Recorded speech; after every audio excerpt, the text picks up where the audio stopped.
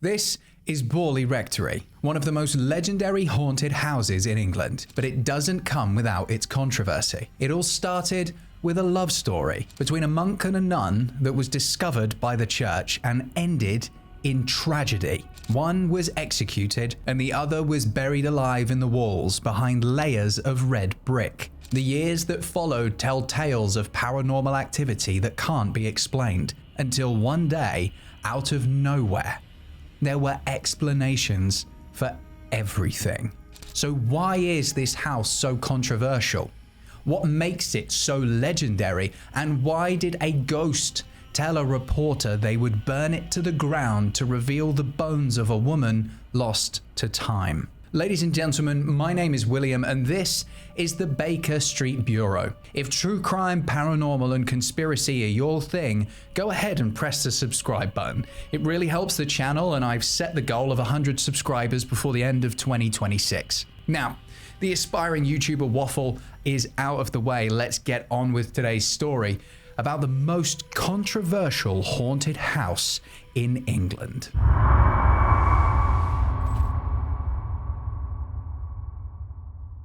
Borley is a very cute, very quaint village in rural England. With a population of around 100 to 150 people, it's a very classic example of a sleepy British village.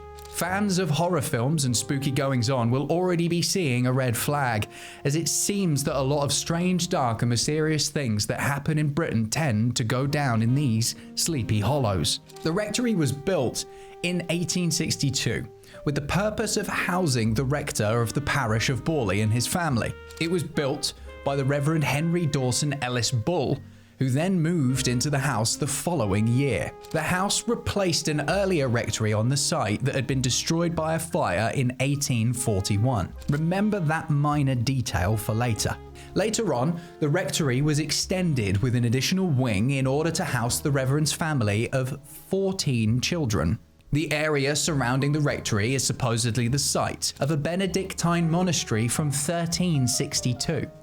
Now, legend has it that a monk from the monastery was involved in a loving relationship with a nun from a nearby convent. After the affair was discovered, the monk was executed and the nun was reportedly buried alive behind the walls of the convent.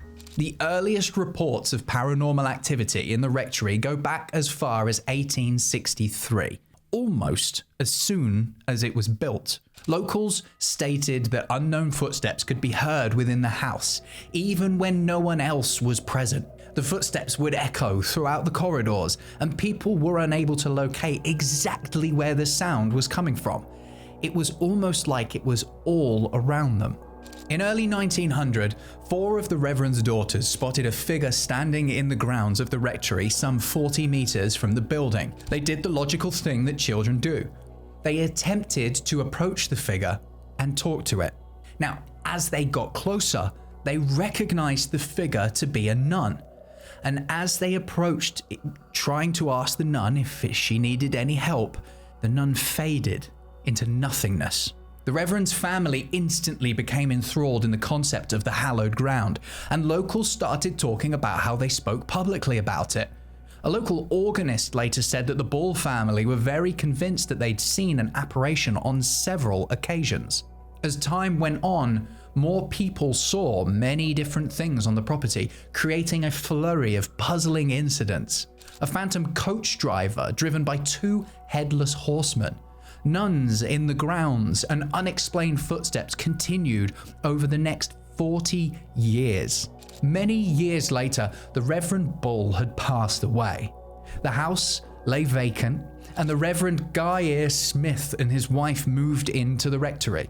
They reported after moving in, whilst cleaning the dust within a cupboard, that Reverend Smith's wife discovered a brown package within a wardrobe. The package contained the skull of a young woman.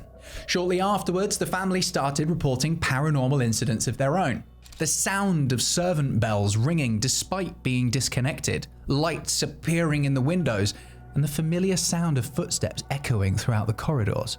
The Reverend Smith contacted the Daily Mirror newspaper and asked if he could be put in touch with the Society for Psychical Research, and in the weeks that followed, The newspapers sent a reporter who promptly wrote the first in a series of articles detailing the mysteries at Borley Rectory. The Daily Mirror had also arranged for a chap called Harry Price to attend, who was a well-known paranormal researcher. On the 12th of June that year, Harry arrived at the rectory and immediately a brand new paranormal event occurred. Stones, vases, and other objects began flying around and thrown about in a poltergeist-like encounter. Oddly, as soon as Harry Price left, the poltergeist encounters stopped. The Reverend's wife very quickly suspected that Harry Price was falsifying the phenomena. This was the first in a string of strange events that began to cast doubt over the authenticity of the paranormal reports. On one hand, the people living within the property are reporting footsteps and sightings, but the person sent to investigate encountered new things that no one else had run into before. The Smiths left Borley Rectory in 1929 and the parish struggled to find a replacement. Shocking, I know. In 1930, Reverend Lionel Foyster and his wife Mary Ann moved into the house along with their adopted daughter Adelaide. Foyster wrote an account of strange incidents that happened between the time his family moved in and 1935, which he sent to the reporter from the Daily Mirror. These include bell ringing, which, if you remember, I mentioned before that the servants' bells were not functioning, and other things like windows shattering, throwing stones and bottles, wall writing, and on one occasion, their daughter Adelaide was mysteriously locked in a room with a door that didn't have a key. Mary Ann told her husband constantly about a wide range of poltergeist phenomena, including the pinnacle of her being thrown from her bed. Now, if anyone knows poltergeists, it's very rare that they try to hurt people. They are capable of hurting people by interacting with objects in the world that could hit them, say throwing stones, but it was rare that a poltergeist would pick a person up and displace them.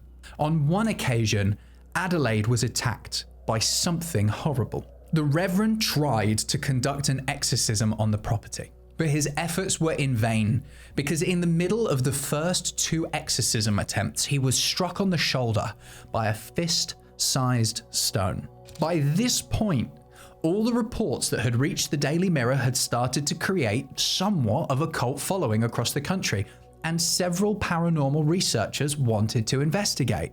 This is the second point of controversy for the claims, as the researchers decided unanimously that whether conscious or unconscious, the hauntings were all caused by their daughter, Adelaide. One reporter said that she felt like the incidents were caused by her husband in cohorts with one of the psychic researchers, but other events did appear to her as genuine paranormal phenomena. The claims were later confirmed by their daughter, who admitted to having a relationship with a lodger, and she used the paranormal explanations to cover up their liaisons. Very, very sneaky. The Foyster family left Borley in 1935, and once again, it was left empty. After a couple of years, the reporter Harry Price had a fantastic idea. He approached the owners and asked if he could pay to rent the rectory for 12 months with the single goal of proving and reporting on the paranormal activities. This very much could have been a golden ticket he was looking for as a reporter to confirm whether or not the property was in fact haunted.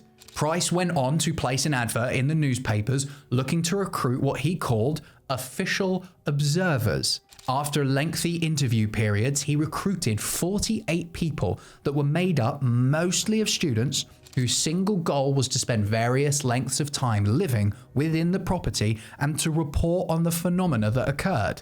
This is where things start to get really, really interesting. During a planchette séance in London, Harry Price reported that one of his assistants, Helen Glanville, made contact with two spirits, the first of which was a young nun who said her name was Mary Lier. According to the stories, Marie was a French nun who left her religious order and travelled to England to marry a member of the Waldegrave family. the same family that owned and built several key properties in Borley. She was said to have been murdered in an older building on the site of Borley Rectory, and her body was either buried in the cellar or tossed into an old unused well. The spirit said that she was responsible for the wall writings within the property as a paranormal cry for help. Now, if you remember, I mentioned the nun who had had a relationship with the monk. The same nun that was buried alive on the property? Potentially the same nun that the children saw on the grounds of the property that evaporated into thin air as they approached? It's pretty interesting, right? The second spirit spoken to during the seance was a gentleman called Sunex Amures, and he claimed that he would set fire to the rectory at 9 p.m. that night. He also said that the purpose of the fire would be to reveal the bones of someone that was murdered and hidden within the property.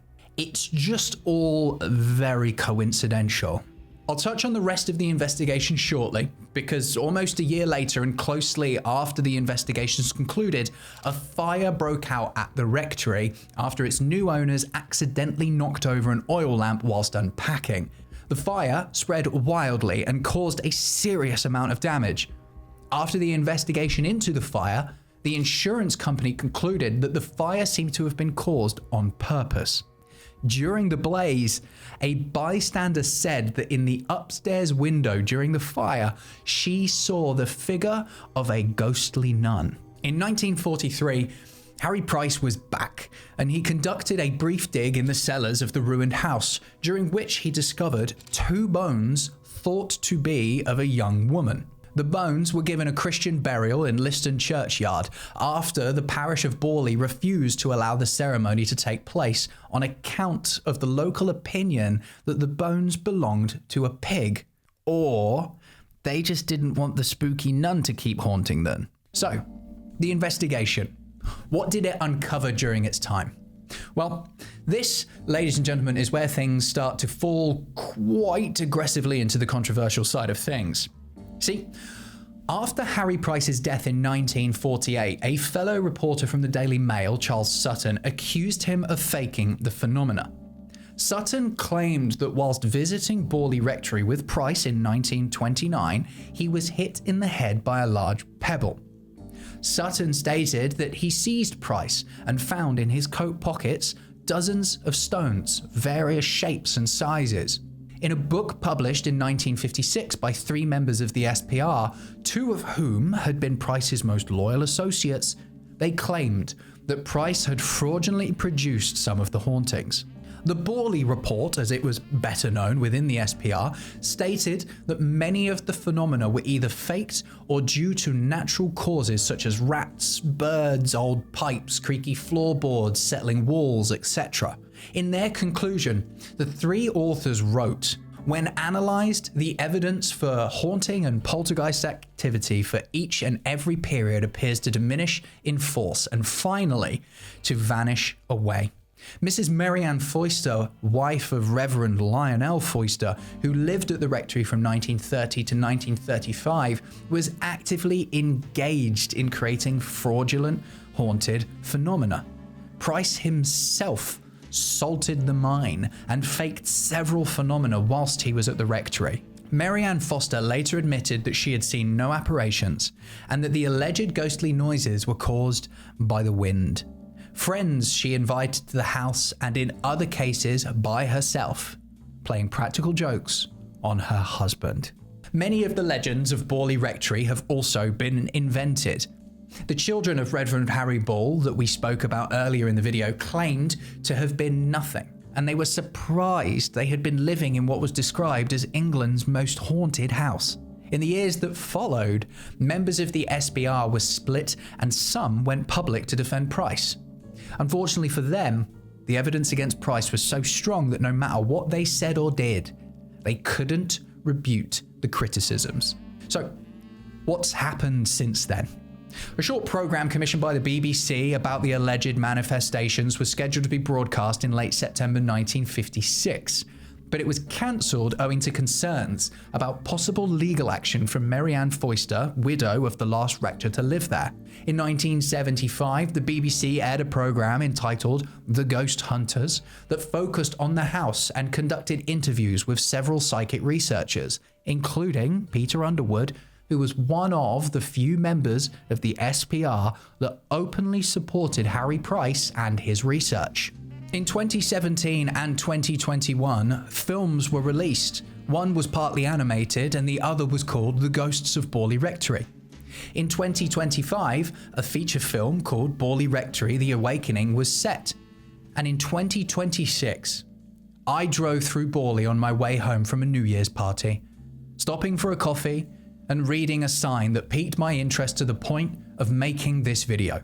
No one knows exactly where in Borley the rectory stood, as since its fire it was completely demolished and years of change have happened in the area. All we know is that Harry Price was clearly hell-bent on proving the reports of what was going on at the rectory to the point where he wanted to replicate paranormal activity. But none of this explains what really started it all. I know that people have said that the children made it up, but why? The reports attempting to discredit the sources of activity, combined with people trying to effectively cancel Harry Price, is all very aggressive. I can't help but feel like, and I hate to say it out loud, it may well have been a cover-up. What if there's a timeline where the paranormal activity was so strong, so poignant, that the church itself got concerned by the publicity and wanted to keep things under wraps? The best way to do that is to bring in a reporter to look into the goings-on, but don't discredit him until after he has died. Think about it. If all of this started because a monk was executed and a nun buried alive because of their love affair, then surely the church wouldn't want that to be investigated. After all the strange things that happen in this country tend to happen in sleepy little villages. Ladies and gentlemen, my name is William, and this is the Baker Street Bureau, the place where we dive into the strange, dark, and mysterious goings-on across the UK. And this has been the story of Borley Rectory, the most controversial haunted house in England. I hope you've enjoyed the video today. It would be awesome if we could achieve 100 subscribers by the end of the year. So if you haven't clicked that little subscribe button, rang the notification bell, please consider it. Leave me a comment with things that you'd like me to check out. And as always, if I don't see you, good afternoon, good evening, and good night.